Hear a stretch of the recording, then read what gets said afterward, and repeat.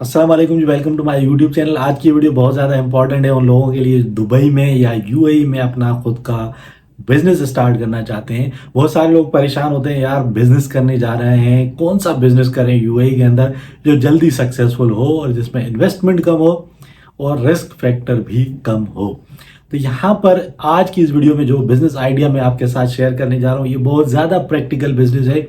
बड़े पैमाने पर इस बिजनेस की, इस चीज़ की डिमांड रहती है यूएई के अंदर, क्योंकि जो यूएई है या जितने भी गल्फ कंट्रीज़ हैं, आपको पता होगा कि ये सारे कंट्रीज़ डेजर्ट एरिया में हैं, खाड़ी के देश हैं, गल्फ हैं। तो यहाँ पर गर्मी बहुत ज़्यादा पड़ती है। गर्मी की वजह से हर जगह आपको एयर कंडीशन इंस्टॉल्ड नज़र आते हैं। हर घर के अंदर जितने रूम्स होते हैं उतने रूम्स के अंदर आपको एसी मिलता है। जितने शॉप्स होते हैं, जितने शॉपिंग मॉल्स हैं, हॉस्पिटल्स हैं, बस स्टेशन हैं, रेल स्टेशन हैं, जो मेट्रो वगैरह चलती है, हर जगह आपको एयर कंडीशन देखने को मिलता है। एयर कंडीशन एक ऐसी चीज़ है जिसको हर 3 महीने 6 महीने के बाद सर्विस की ज़रूरत होती है।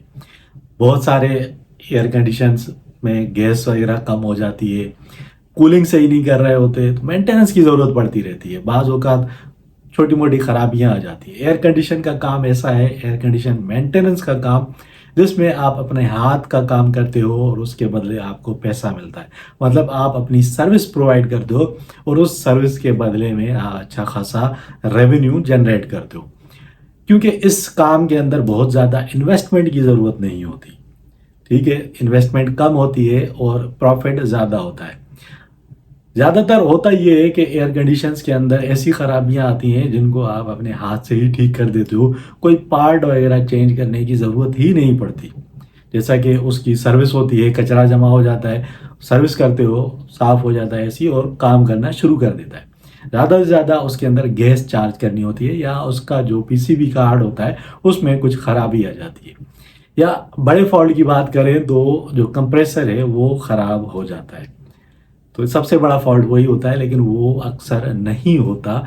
छोटे मोटे जो फॉल्ट हैं वही एयर कंडीशन में आते हैं। ज़्यादातर उसकी सर्विस करने से ही उसके मसले हल हो जाते हैं। तो यहाँ पर आप ये अपने माइंड में रखें, सिर्फ सर्विस करके, सिर्फ उस एसी को धो के, उसको वॉश करके, उसको क्लीन करके आप उसके बदले में अच्छे खासे पैसे चार्ज करते हो।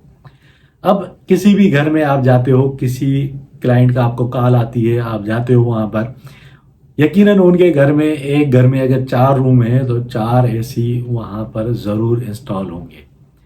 यहाँ तक कि उनके जो सर्वेंट क्वार्टर्स होते हैं घरों के अंदर, वहाँ पर भी एयर कंडीशंस लगे होते हैं।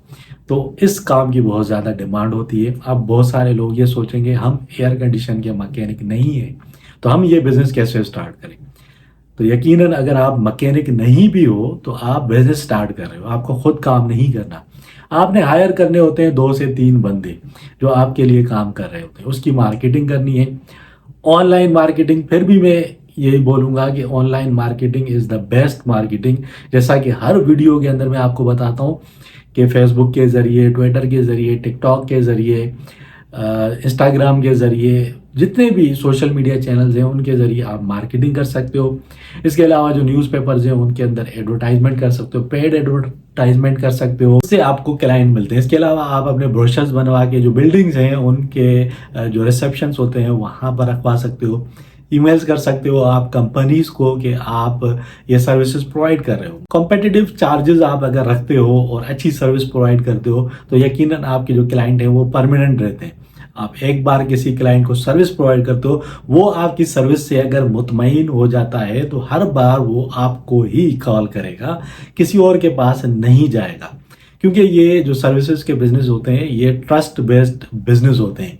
इसमें अगर आप एक बार क्लाइंट का ट्रस्ट जीत लेते हो तो न सिर्फ वो आपसे हमेशा काम करवाता रहेगा, बल्कि आपको रेफर करता है दूसरे उसके जो रिलेटिव्स होते हैं या जो फ्रेंड्स होते हैं उनके पास भी। ऑफिसेज में अगर आप जाते हो, कंपनीज में जाते हो, वहाँ पर भी बड़ी तादाद में एयर कंडीशंस लगे होते हैं। तो जैसे ही आपको कॉन्ट्रैक्ट्स मिल जाते हैं, चाहे वो घर के हों, चाहे वो कमर्शियल कॉन्ट्रैक्ट हो, तो आप इससे अच्छा खासा पैसा जनरेट कर सकते हो। लाइसेंस पे वही 12-14 हज़ार दरहम का खर्चा आ जाता है। शॉप डिपेंड करता है आप किस एरिया में लेते हो, क्योंकि ये कोई डिस्प्ले वाला बिजनेस तो है नहीं कि आपने बहुत अच्छी शॉप बनानी है या उसकी आपने चीज़ों की पब्लिसिटी करनी है। तो आप किसी भी बैकवर्ड एरिया के अंदर, किसी भी चीप एरिया के अंदर शॉप ले सकते हो, या कोई ऑफिस आप अपना बना सकते हो जो कि मिनिमम किराए के अंदर आपको मिल जाए। ठीक है, वहाँ से आप इस बिज़नेस को स्टार्ट कर सकते हो। सारा बिज़नेस आपका चलता है मार्केटिंग के ऊपर। जितनी अच्छी आप मार्केटिंग करोगे, उतने ज़्यादा आपको क्लाइंट्स मिलेंगे। 35-40 हज़ार दरहम से भी आप इस बिज़नेस को स्टार्ट कर सकते हो। मिनिमम आप ये अपने माइंड में रखो, क्योंकि आपने ट्रेड लाइसेंस लेना होता है, उसके बाद आपने एक शॉप लेनी होती है, कुछ इक्वाइपमेंट्स लेने होते हैं और वीज़े निकालने होते हैं अपना और अपने जो एम्प्लॉयज़ हैं उनका। उसके बाद थोड़ी बहुत आपने मार्केटिंग करनी होती है। 50 हज़ार दरहम्स के अंदर अंदर आप इस बिज़नेस को स्टार्ट कर सकते हो, लेकिन ये डिपेंड करता है कि आपने जो ऑफिस लेना है, जो शॉप लेनी है, उसका किराया कम से कम हो।